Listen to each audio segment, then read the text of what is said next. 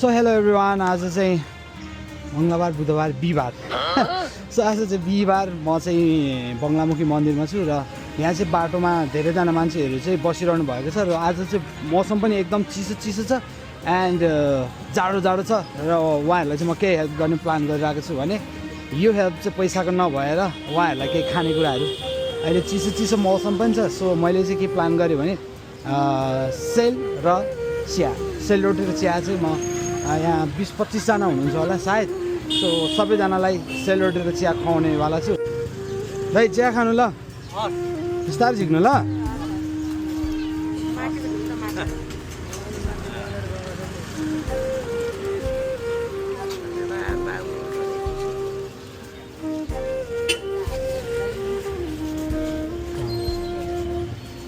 यहाँ राखिदिनु हो आमा, ल लाउनु।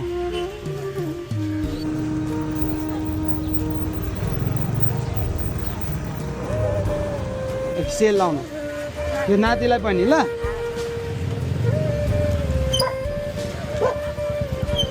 क्रेडिट चाहिँ मेरो दाइ सन्दीप बस्ताकोटलाई जान्छ र उसले चाहिँ मलाई हल्का हेल्प गरेको थियो र मैले चाहिँ यस्तो गर्दैछु भन्दाखेरि ल गर्न त म पनि सपोर्ट गर्छु भनिरहेको थियो। सो सन्दीपलाई चाहिँ थ्याङ्क यू सो मच मेरो दाइ। आगामी दिनहरूमा पनि यस्तै मन लागोस्।